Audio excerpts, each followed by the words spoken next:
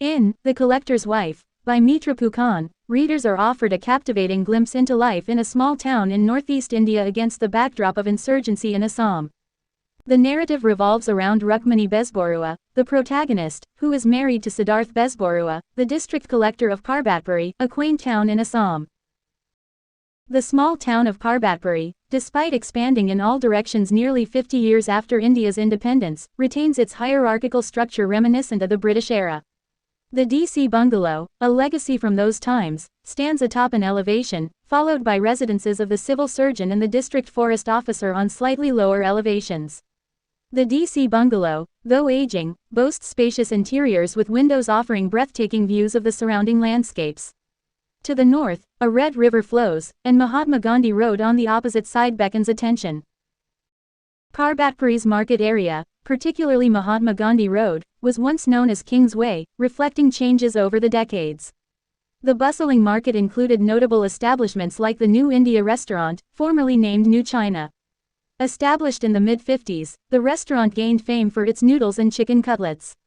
The name change from New China to New India occurred during the 1962 Chinese aggression when Chinese individuals were unfairly suspected of espionage. The Parbatpuri Planters Club, with its unique history, stands as one of the oldest clubs in the region, established by white tea planters.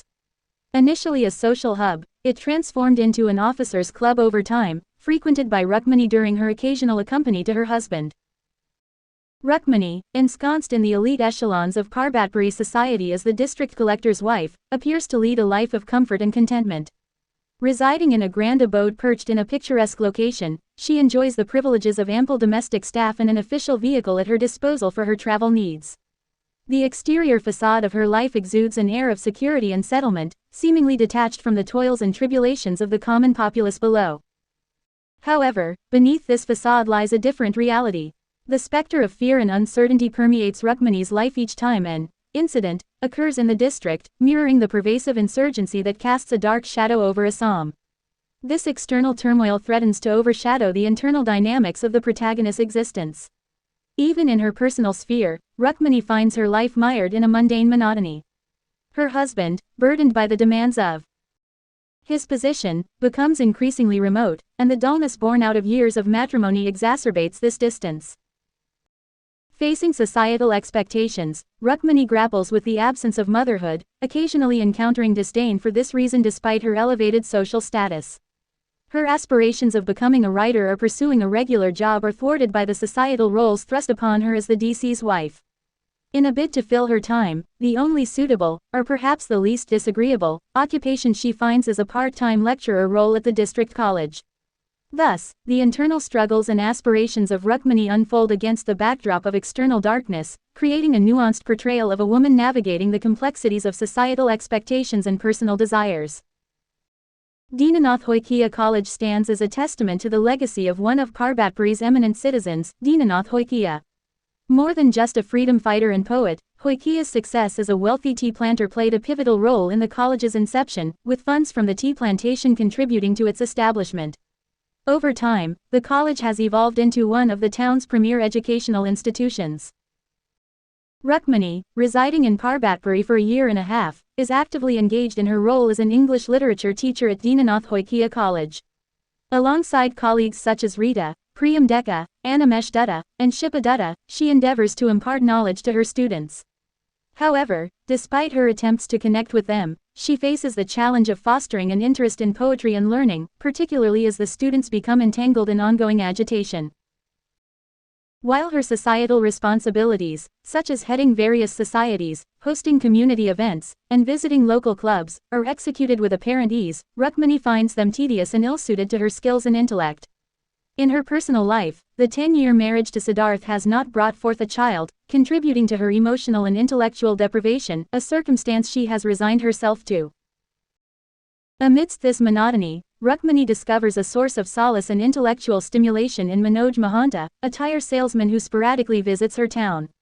Loneliness and distress lead to an intimacy between the two, propelling Rukmini to a crossroads in her life, a profound dilemma that forces her to confront complex emotions and make decisions that will shape her future.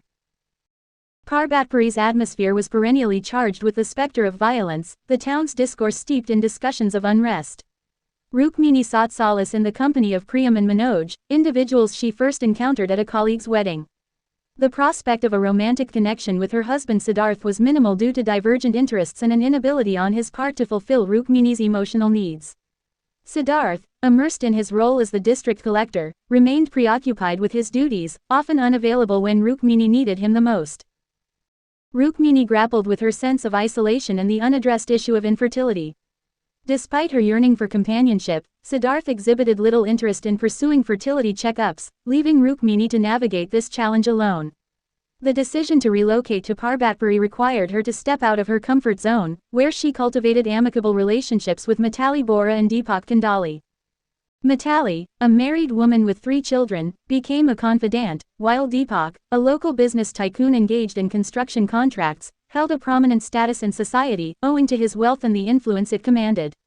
The dynamics of these relationships provided Rukmini with a nuanced social landscape to navigate in the midst of Parbatpuri's pervasive atmosphere of violence and unrest. Renu Bezborua, Siddharth's mother, played a significant role in Rukmini's life, fostering a warm and familial connection that transcended the conventional boundaries of a mother-in-law relationship. Rukmini, affectionately addressed as Minnie by Renu, enjoyed a special place in her heart, being treated not merely as a daughter-in-law but as a cherished daughter. Renu Bezborua possessed a progressive mindset, offering Rukmini valuable suggestions on unconventional methods of conception, such as petri dish conception and test tube babies. She even broached the subject of adoption as a potential remedy, showcasing her open-minded approach to family planning and fertility issues. This progressive attitude provided Rukmini with a supportive environment and a source of guidance in navigating the challenges she faced. In a gesture of care and faith, Renu gifted Rukmini an amulet of fertility, a symbol of her devoutness. Rukmini, recognizing the significance of the gesture, wore the amulet around her neck as a constant reminder of hope and support. Importantly, Rukmini was aware that Siddharth, known for his non-interfering nature, would not object to her choices, creating a space where familial bonds and individual autonomy coexisted harmoniously. The summer in the city cast a shadow over MG Road, with people largely avoiding it during the day due to the intense sun and hesitating to venture out at night. Life on the road only began to stir in the evening, offering a brief respite from the scorching temperatures. During this time, the city exhibited signs of activity, with people cautiously emerging from the daytime retreat. Curiously, the only individuals seemingly impervious to the blistering heat were those often labeled as anti-socials by local newspapers. These enigmatic figures continued their activities, undeterred by the oppressive weather. The newspapers regularly featured reports of fresh incidents, ranging from extortions and looting to fatal shootings. Many of these disparate groups engaged in such illicit activities coalesced into a unified entity known as MOFEH, or the Movement for an Exclusive Homeland. The emergence of MOFEH added a layer of complexity to the city's dynamics, as this amalgamation of forces pursued its agenda, leaving the residents grappling with the consequences of their actions. Amidst the unfolding complexities of her personal life, Rukmini found herself standing at a critical crossroads, contemplating whether to proceed with gamete intrafallopian transfer gift. The urgency of her decision was underscored by her age, as she approached 35, knowing that fertility rates declined significantly beyond this milestone. In the midst of this emotional turmoil, Rukmini discovered solace in the company of Manoj, a close friend of her colleague Rita's brother. Manoj, having experienced marriage and subsequent divorce with mutual understanding, brought a unique perspective to Rukmini's life. Maya, Manoj's former wife, had found happiness in marrying another businessman, a fact that brought contentment to both parties involved. Navigating the complexities of fertility treatments and personal relationships, Rukmini's connection with Manoj provided her with a source of comfort and understanding during a pivotal moment in her life. The unfolding dynamics of her relationships and the decisions she faced added layers of emotional depth to her journey. The climate of Parbatpuri underwent an abrupt change, mirroring the transformation within Rukmini herself. The political backdrop of the novel is rooted in the Assam students' agitation of the 1970s and 1980s, originally initiated as a movement for self-determination but evolving into a full-fledged insurgency. The region grapples with the pervasive issues of kidnapping, extortion, and political instability, creating an atmosphere where uncertainty prevails. The narrative is woven against the backdrop of the contentious problem of illegal migration across the border, sowing seeds of mistrust and bitterness among the local populace. Rukmani's world becomes engulfed by the omnipresent threat of violence, reflecting the broader turmoil gripping the region. The novel delves into the sense of meaninglessness in the face of such strife, explores the intricate complexities that divide them and us, and contemplates the elusive point at which the two realms converge. As the grip of terror tightens, Parbatpuri becomes a landscape marred by frequent reports of kidnappings and murders, some hitting uncomfortably close to home.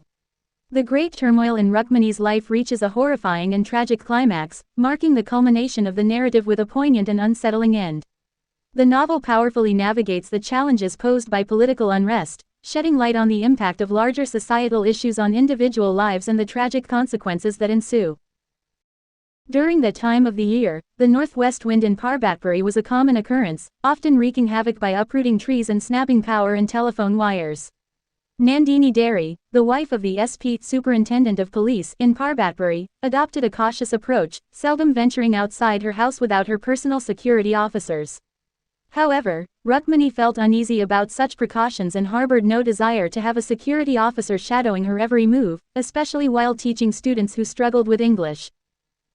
Mukul Madhav, a renowned reporter in Parbatpuri, gained cult status for closely following the activities of MOFEH Movement for an Exclusive Homeland.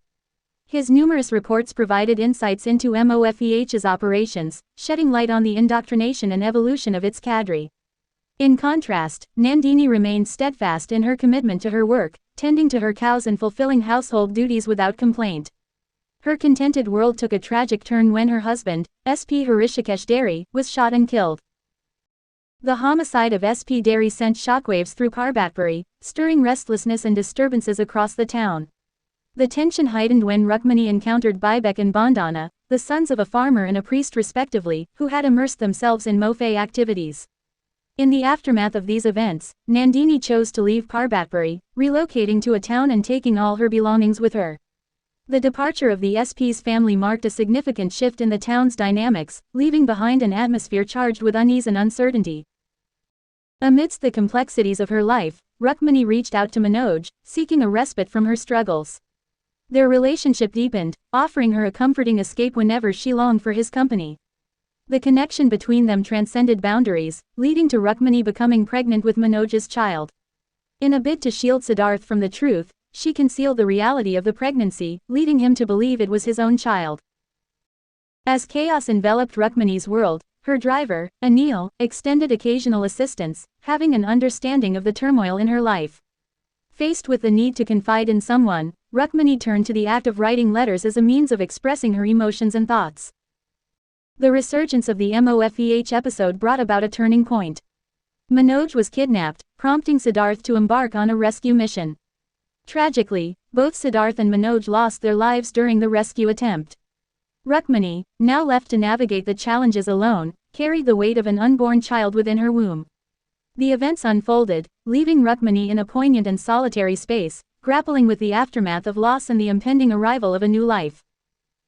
Mitra Phukan stands as an illustrious literary luminary, gracing the realm of English literature from the heartland of Assam. As an accomplished author, translator, and insightful columnist, she has earned acclaim, securing the prestigious UNICEF CBT Award for Children's Literature with her captivating work, Mamoni's Adventure.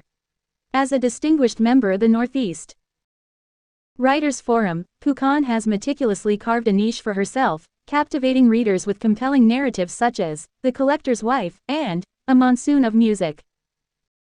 Embodying the essence of a feminist writer, Mitra Phukan delves into the intricate layers of the female psyche, unraveling the conflicts that arise when individuality collides with the societal and cultural confines dictated by patriarchy. Throughout her literary oeuvre, women take center stage, serving as conduits for the emotional and psychological clashes experienced by middle-class married individuals constrained by societal expectations.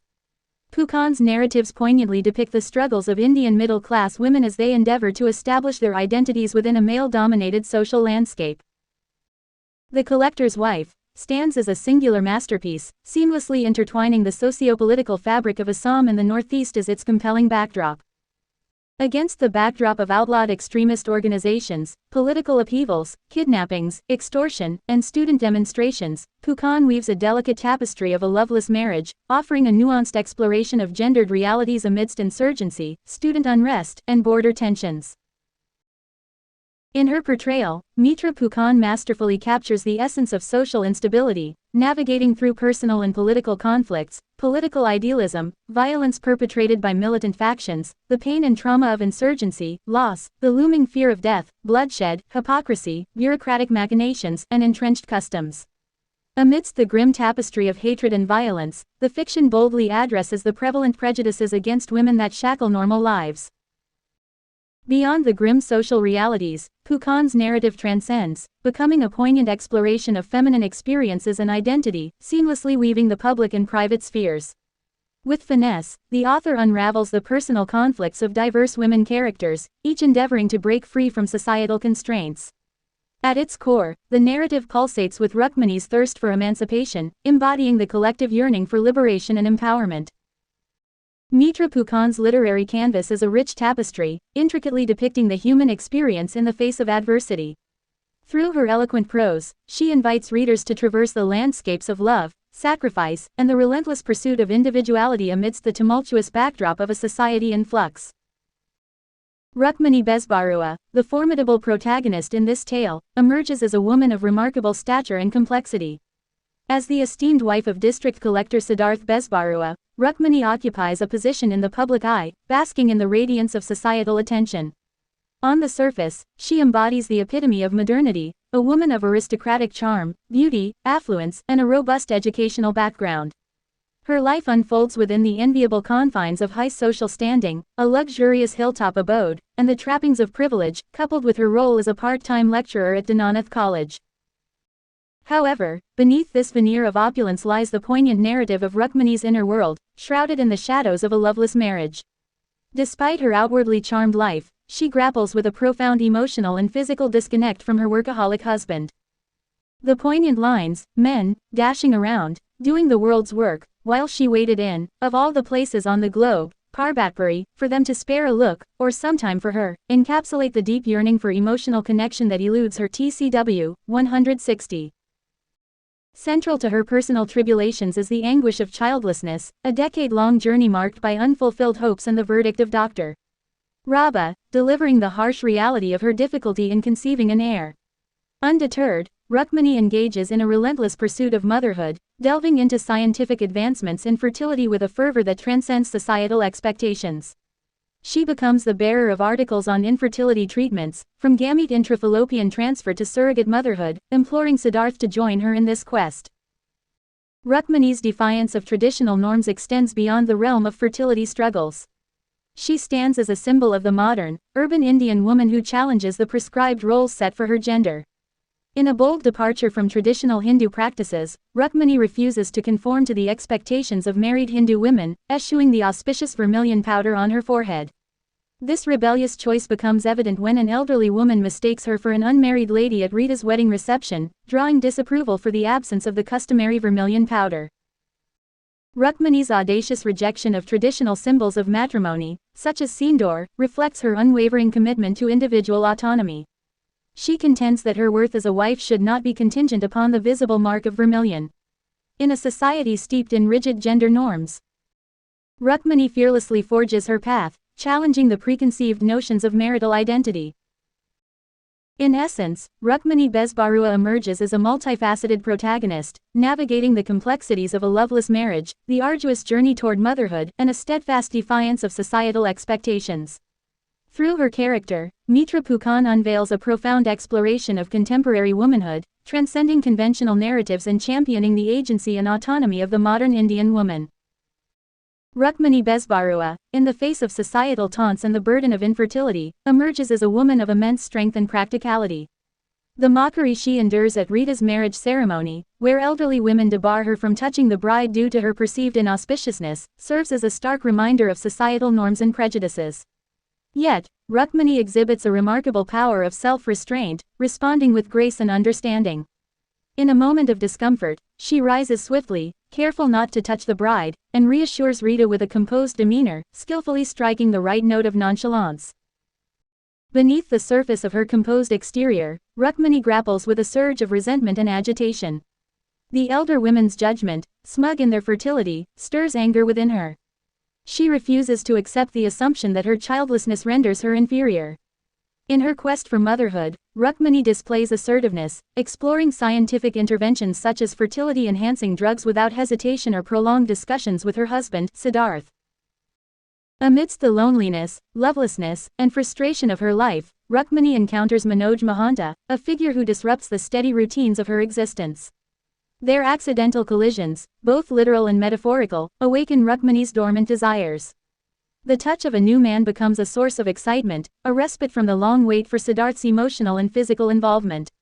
Rukmini's rebellion against societal expectations and her husband's neglect propels her into a realm of self-fulfillment and newfound passion. In her friendship with Manoj, Rukmini discovers a refreshing companionship that transcends the confines of her familiar social circle. The unconventional nature of their interactions provides her with a breath of fresh air, allowing her to break free from the constraints imposed by Siddharth's official circles and societal expectations. Rukmini's decision to move beyond the Lakshman Rekha, engaging in a relationship with Manoj without Siddharth's knowledge, exemplifies her willingness to seek understanding and oxygen outside her existing confines. The narrative takes a daring turn as Rukmini and Siddharth find themselves at the Ranijan Club due to a storm, leading to circumstances that challenge Rukmini's self-restraint. In a moment of passion, she shares a room with Manoj, experiencing a physical closeness that rekindles sensations long dormant within her. This union, marked by the reciprocity of bodies and the exploration of desire, presents Rukmini as bold and unapologetically self-realized. Rather than blaming Manoj for the incident, Rukmini acknowledges her agency in the unfolding events. Her rational understanding of the involuntary nature of their physical intimacy reveals a woman in control of her emotions, one who initiates and regulates her own desires.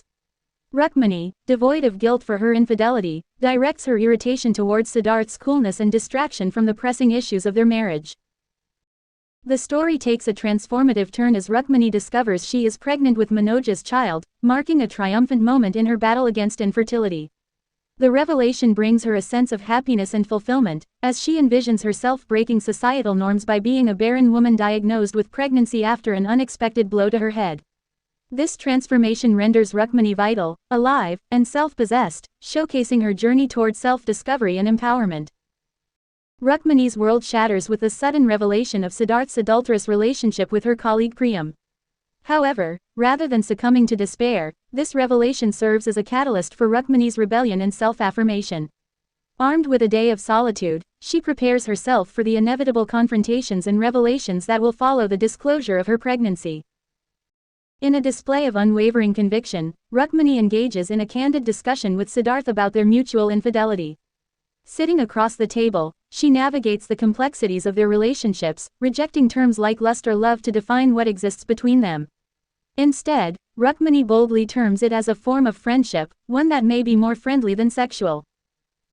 As Siddharth questions the nature of their connection, Rukmini distinguishes her actions from his affair with Priyam, highlighting the differences in their choices. Unlike Siddharth, she hasn't brought her extramarital relationship into their shared space, maintaining a distinction between her personal life and their home. Despite the tumultuous nature of their conversation, Rukmini faces the situation with courage. When Siddharth contemplates the future of their marriage, discussing divorce, separation, or raising the child together, Rukmini staunchly refuses to abort the child. She asserts her decision to move forward with the pregnancy, even if it costs her the marriage. This decision, rooted in the glorification of Indian motherhood, symbolizes Rukmini's quest for self-identity and emancipation. In shedding the persona of the collector's wife, Rukmini becomes a rebellious and emancipated woman, seeking an identity beyond societal norms. Her dissatisfaction with a mundane life prompts her to join a local college as a temporary lecturer, breaking free from the confines of her opulent bungalow and the role of a bureaucrat's wife. Rukmini's discontent extends to her job, expressing a desire to pursue a more fulfilling career than teaching English literature to students who struggle with the language.